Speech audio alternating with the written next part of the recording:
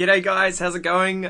Pete here, obviously. Today I have something new for you. So, I chatted to you guys a while ago via email and also to all the users of the Aussie English Classroom about what to do after episode 500. And I got mixed feedback. Some of you were sort of happy with the expression episodes and wanting to keep doing them the way they are.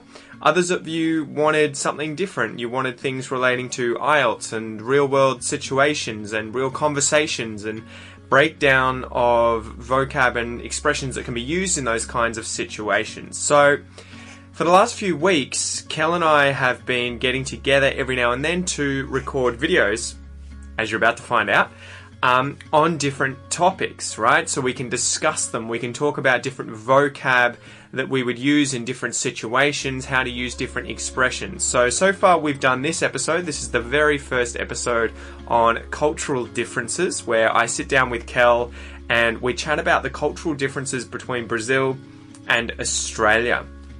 The other episode that we have done is on family, where we talk about our families and we talk about how we can describe our families, the different members in our family, all that sort of stuff in English. So this episode is going to be free. I'm going to put this up on YouTube. I'm going to put this up on the podcast. The whole thing will be up there for you guys to use. However, with the episodes after this, there's going to be two portions to it. There's going to be the initial discussion video and podcast episode. That will just be me and Kel having a chat about whatever it is, whatever the topic is, family, culture, politics, ordering coffee, whatever those situations are. But then there'll be a second part to each of those episodes where Kel and I continue the conversation and go through the different vocab and expressions that are used in the first video, okay? And discuss how to use that, what kind of situations, how not to use it, all of that sort of stuff. We're going to deep dive into all the vocab and expressions and hopefully give you tricks and tips specifically for IELTS, PTE, and the Cambridge exams, right? And obviously it's going to be applicable to English in general. You'll be able to use everything that you learn in these episodes anywhere. But I wanted to be able to give you guys some more resources to help you prepare for IELTS and just to prepare for any of those situations where you're going to be talking about more complex topics. So this is the very first one, guys. I'm open to feedback. I would love to hear what you guys think. I would love to hear if you have any suggestions, if you have any topics that you would love us to cover, as we've only done 3 episodes so far, and we're thinking about the future ones. But anyway, that's enough for the intro. I'll let you see it, I'll let you hear it, and then afterwards we'll finish up, and yeah, let's just get into it, guys.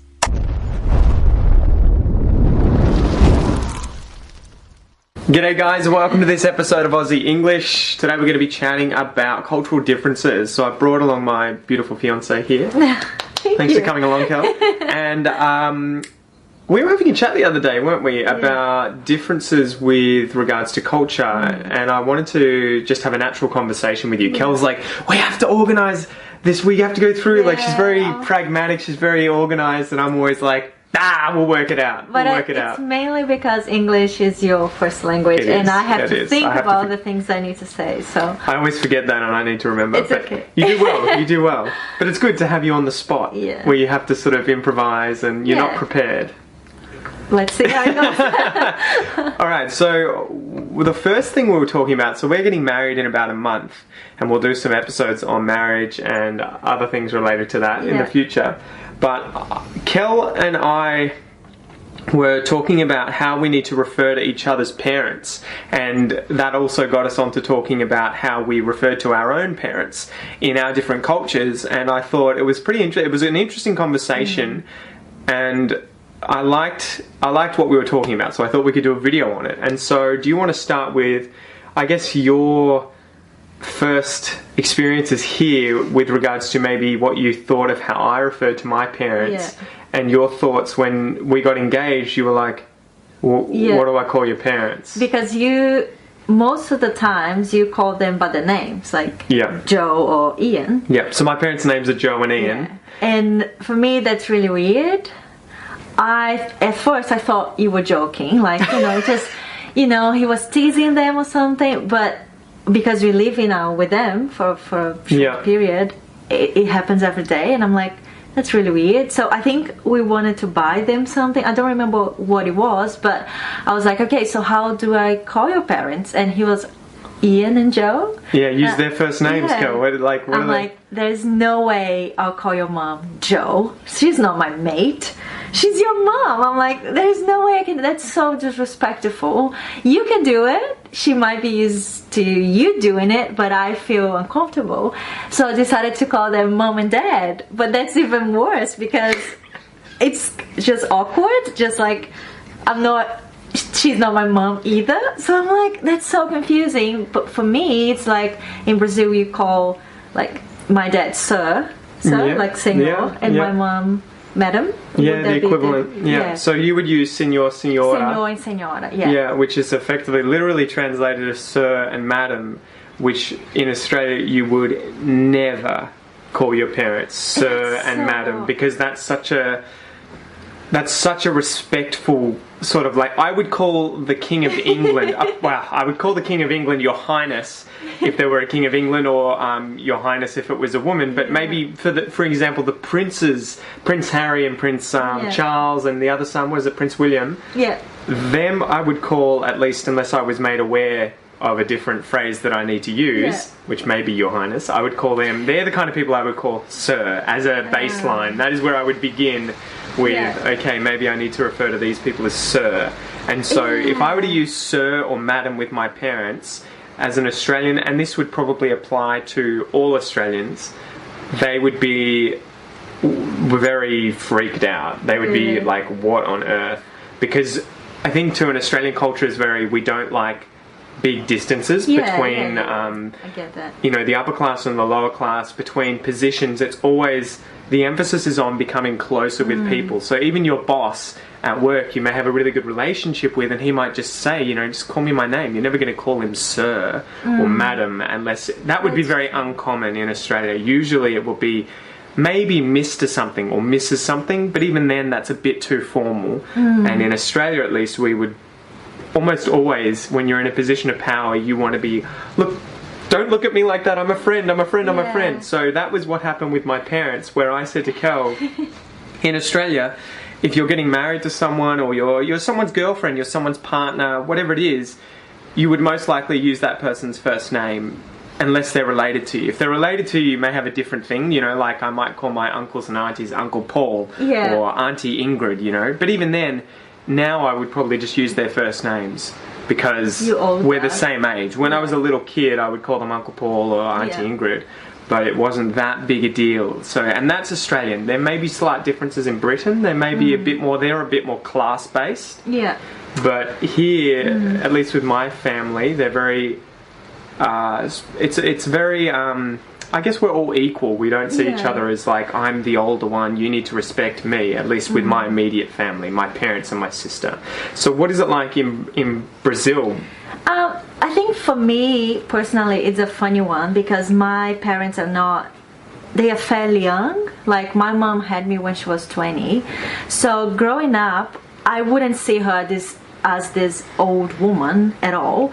And I wouldn't refer to her as madam, but I would never call her by her first name. That's not okay. And what would her reaction have been if you had? She would be like, what are you doing? Like, were you crazy and you would slap me or something? It's just not polite. Yeah. But I understand what you mean. The same with my dad. Like, my parents got divorced and I wouldn't spend as much time with him, but I would never call him by his first name. That's not okay. Yeah. But I think because my parents are a bit young, I feel weird calling them like sir and madam. Because that gap is, in age at least, isn't so accentuated. But always mom and dad. And my grandmother definitely madam. Really? Yeah, there's no. And you have to, like, have her hand. Yeah. You have to, like. What? Yeah. You have to kiss your grandmother's hand? Yeah. What is she, the Pope? No, she's my grandmother. That's did every day. Like when you go and see her, for example, and visit her, you have to do that. And if you don't, I mean, if you're a little child, your parents have to. You don't know any better. You don't know any better. But I'm 30, so if I get there and I don't do it, she'll be like, "Oh, you're all different." You know what I mean? Like you went to Australia, and that's so. And I'm sure for a lot of people it's the same. Like there might be families in Brazil where you call people call their parents by their first name. It might be changing, but it's very uncommon. It's very uncommon. Most people would say, "Oh, senhora," or "senhor," like. That is so strange. For me, that's the kind of thing I remember talking to one of my other students about this who was Brazilian, and I was like, that reminds me of the movie The Sound of Music, where I think he's an Austrian guy or something, the captain or whatever his name is, and has all these children, of different ages, and they all refer to him as Sir. And I remember watching that as a kid and just being like, that is so weird, because it's almost like he's their boss, or it's almost like he owns them, like we just don't have that kind of formality. It's and I think too the weird thing is in Australian culture that I remember there was one anecdote working in a restaurant and an elderly man came in. He would have been in his 60s, maybe 70s, and I called him Sir, and he got angry at me, and he was just like, "Don't call me that. My name is Robert." Really? Yeah, and I like, because that was as a waiter. That in Australian culture, you might do it as a waiter or a waitress. If the person is relatively old, and you don't want to call them Mr. or Mrs. Well, you don't know their name, so you'd probably call them Sir or Madam. If you do that, sometimes they'll be okay with it, but generally, I think most people will say, "Don't do that. Yeah. I'm just a normal person as well. It happened to me. Don't treat me like I'm up here, please. My name is Jeff. That makes me uncomfortable." But it makes me uncomfortable. For example, with your parents, it's so weird for me to listen to myself calling them "Hi, Ian." It's just like it feels that I'm just disrespecting them in a way, or like just being too informal. I don't know. I guess that's one piece of advice would be if you're coming to Australia or any English speaking country.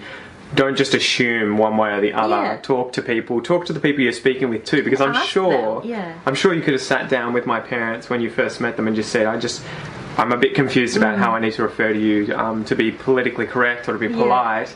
What language do I need to use? And that is when they would probably say, just call me Joe, just call me Ian, and that's, from then on you just, call them Joe or just call them Ian.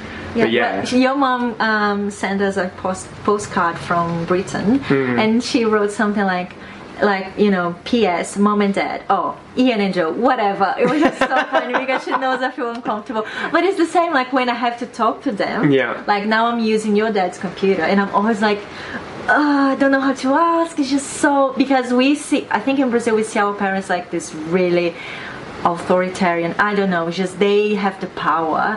And someone's parents is even worse. Like if we were living with my parents, I'm sure I would feel more, obviously I'll call them Sir and Madam, and I would feel more like I will call them Sir and Madam and whatever you suggest, because I don't know them, but to ask for things I would be much more comfortable, but because they're your parents, I just feel that an extra level of power in the heart. It's just the way. And the funny thing with our relationship too, I'm trying to push Kel constantly to talk to them herself, because she comes up to me and she'll talk in Portuguese so that they don't understand, and then she'll be like, "Can you please ask them this thing? Can you ask them if I can use this?" And I'll be like, "Just ask them, Kel.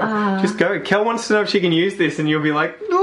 But one thing is, because I feel weird calling them by the names, and I feel silly calling them Sir and Madam, I never know how to start the conversation, It's always like, "Hey you, can I?" It's just so I'm getting better, but well, my basic thing would be call them their names, and if you're worried about it, ask them, "How can I refer to you?" They're very open, and But the conservative side of Australia is sort of similar to Brazil, I think, because my mother's parents are very conservative. And growing up, I always had to call them Nana and Grandpa. That was it. There was it was never Sir or Madam. But if I were to use their first name, they would have probably punished me one way or another, or seen it as offensive, or that they need to teach me to be polite, because that was how they were brought up in the 1930s and 40s. Was like with this the conservative nature that you're sort of talking about. I think was how Australia was 80 plus years ago. But nowadays, it's getting more and more and more informal. Maybe Brazil will change. I don't know. But while I was living there, and I remember as a child, my friends would never, talk to my parents as, by the first name. Yeah. It was just something that you wouldn't do, and yeah, I don't know. Maybe it is changing. I have no idea. But being a child, that was definitely more strict. I think for us too, the smaller the child, like at school, you would refer to your teachers as Mr. or Mrs. and then the name of the person. So in Australia, you would never say teacher. Unless you didn't know their name, you might be able to. Yeah. I know the Portuguese say professor, which is like teacher, but here you would say Mr. or Mrs. and then name, Mr. Black, Mrs. White, whatever. And so sometimes if you met friends' parents, you might refer to them as, for instance, my best friend as a kid, Luke Parncut. I would call his dad Mr. Parncut, or his mum Mrs. Parncut. When I was a kid, when I was very small. But again, I think as the relationship developed, they get to a point where they don't like being called that because it makes them feel uncomfortable. Old or something. And they just say, just call me my first name. Yeah. And another example was we were in the street the other day and I bumped into my primary school teacher from when I was in grade 5 and grade 6. So I would have been 11 years old, 12 years old. Yeah. And I was like, Kel, you've got to meet Mrs. Carew. And I yelled out and I was like, Mrs. Carew, which was her name when I was at primary school. And to be honest, I never even actually knew her first name. and she turned around and she was just like, oh, Peter, because I've seen her through the years. And she's like, my name is Lou. Call me Lou. Don't call me Mrs. Carew. No one calls me that.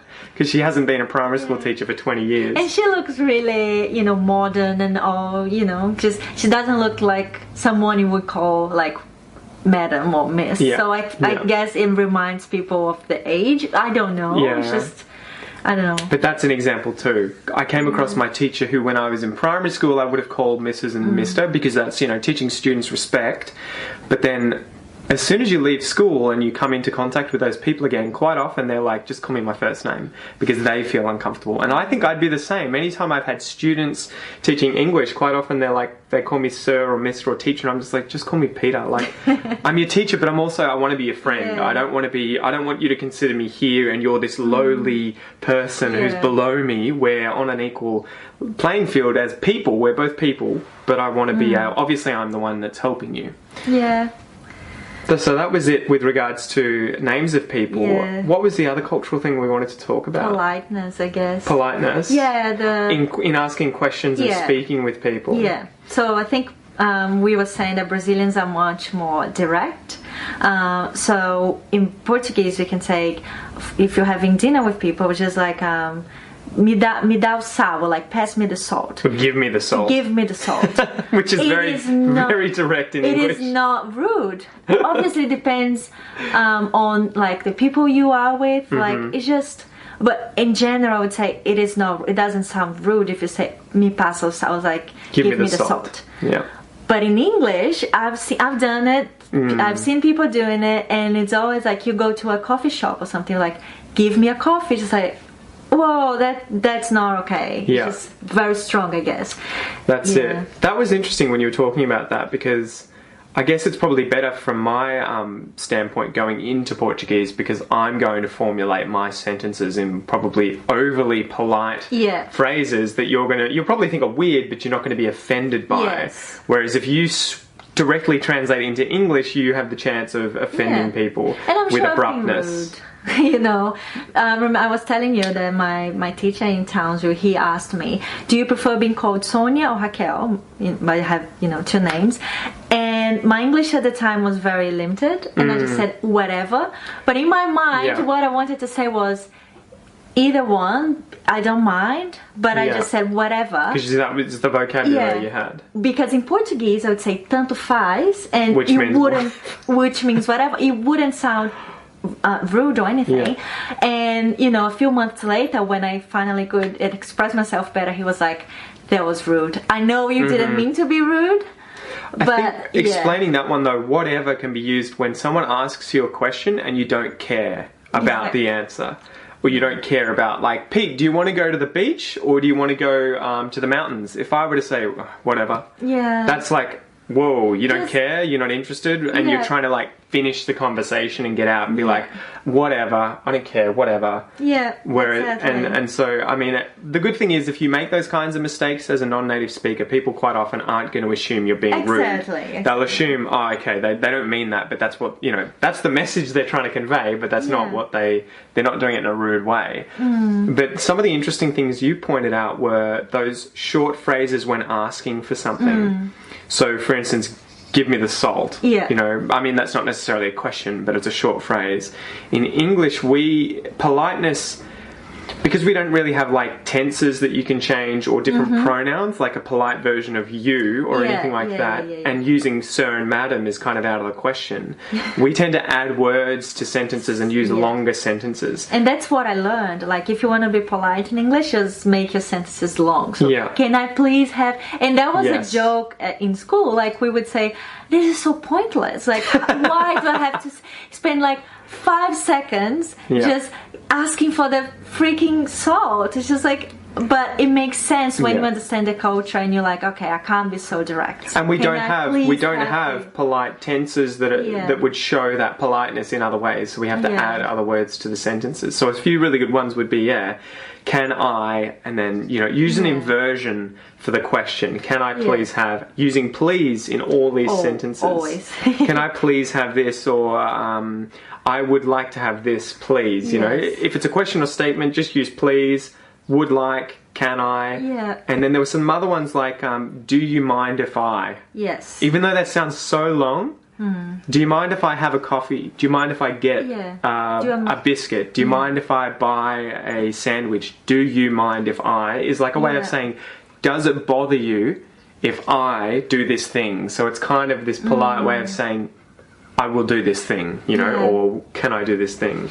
And I've seen people saying, just Brazilians are rude, or like people judging other cultures, just saying, those people are rude. But I really think it's much more, it has much to do with cultural differences. Like Chinese people, for example, they tend to be quite direct as well. So I don't, as a foreigner, I see it as you just have to adapt your own like behavior and language.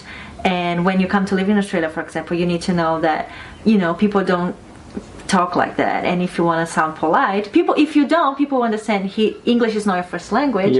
But I always wanted to blend in and to be like a native, I would say. So, and people appreciate that effort, because I can tell the difference between someone who's made the effort to get to a higher level and someone who's just using basic English to get by. And again, it's not that I prejudice towards one or the other, but I can tell if you're using slang words, if you're using that kind of language, do you mind if I get, can I have this please?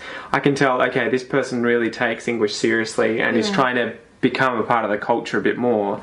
The same with if I was going to Brazil, I could get by on what I know, but I would be trying to dive deeper and get a better sense of it and try and blend in, try and fit in, try and be more native.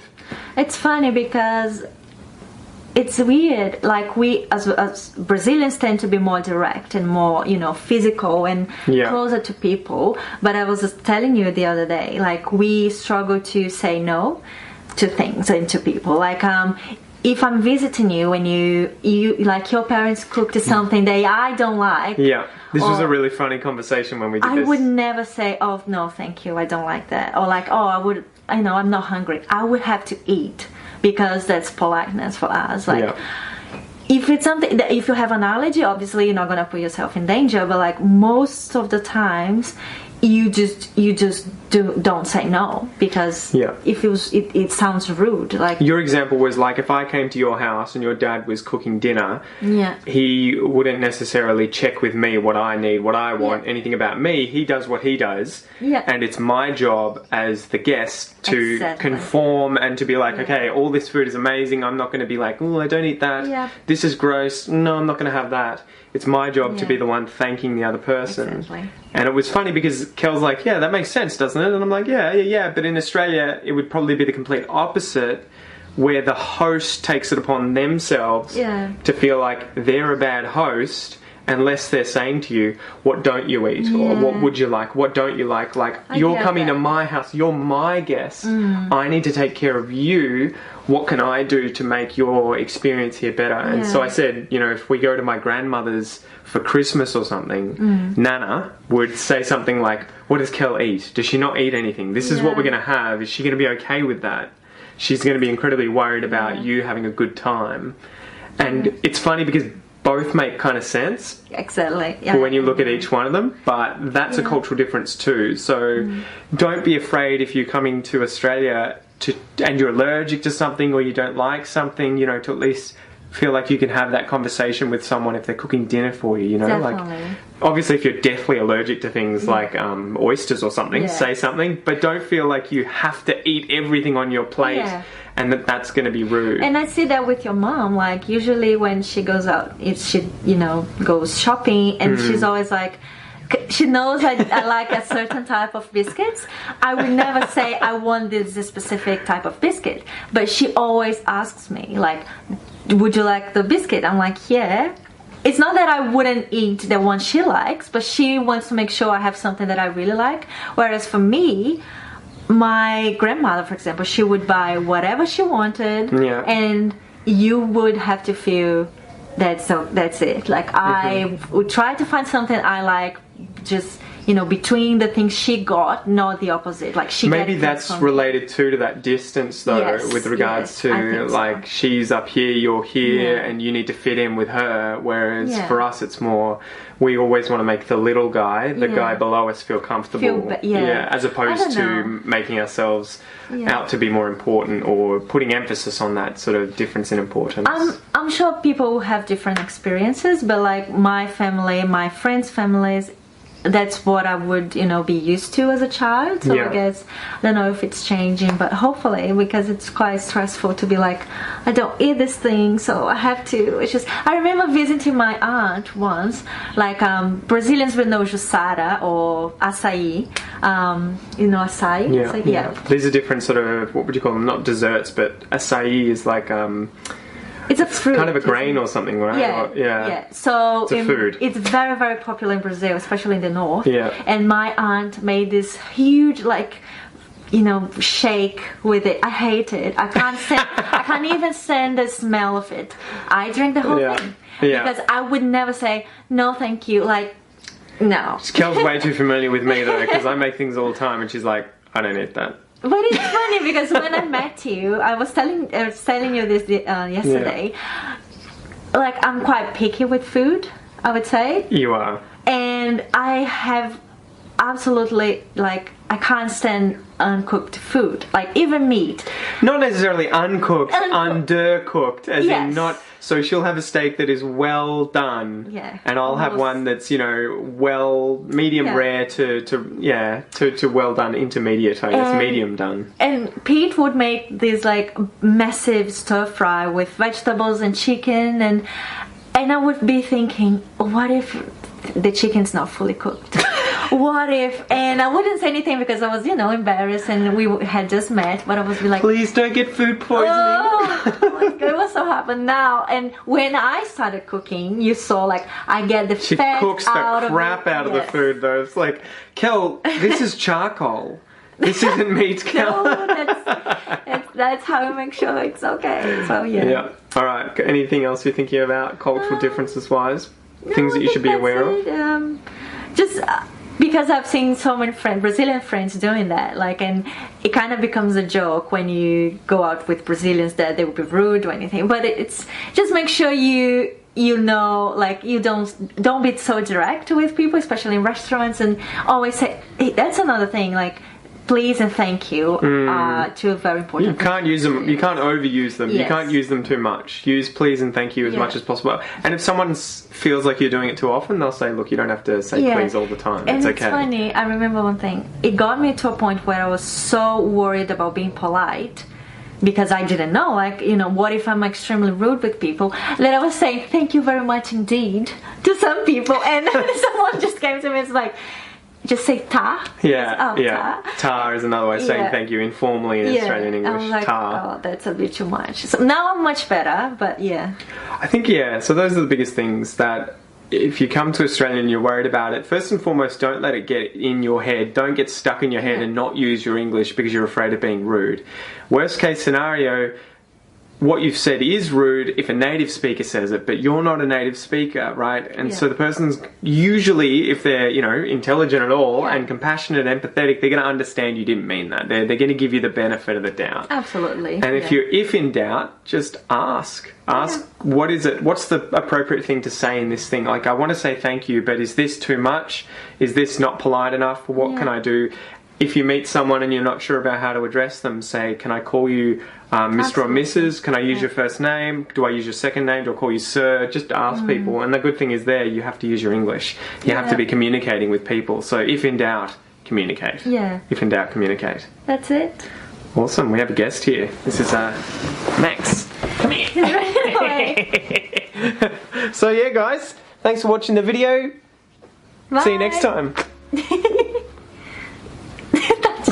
Alright guys, thank you for sticking with me. I really hope you enjoy this episode. I hope you enjoy the fact that I get to chat to Kel. She's a little nervous about talking on camera, especially in English, because it's her second language, but I think it's perfect, to be honest. Obviously, I'm a native speaker. She's not a native speaker, but what she brings to the table, what she brings with regards to experience to this event, to this situation, is that she's learnt English as a foreign language. She's gone through the IELTS exam at least twice now, and I think she scored on the most recent one an average of 7.5 or 8. I can't remember exactly, but it was around that. And yeah, I'm not too worried about her being perfect. She's constantly like, oh my god, I'm going to make mistakes. That's the whole point, right? The whole point is that she is there as an English learner to have a chat with me and bring all of that kind of stuff to the table. Her experience, her knowledge as an English learner. So, I hope you enjoy this episode. As I said at the start, I would love to hear what you think. I would love to hear if you have any positive or negative criticisms. So please leave it in a comment, send me an email, send me a message on Facebook, however you want to get in contact with me if you have some feedback. And if not, I guess I'll see you next week. And I guess I should mention, I still want to keep doing the expression episodes. I'm just not sure on if I'll be able to do one of each of these each week, or if I'll have to go back and forth between the two. So we'll just see how much time I have. I'll do my best, but again, your feedback is really welcome. Let me know what you think. I'm always here trying to improve and to better help you guys get from intermediate and advanced English beyond, right? So anyway, thanks for joining me, guys. I'll chat to you soon. Bye!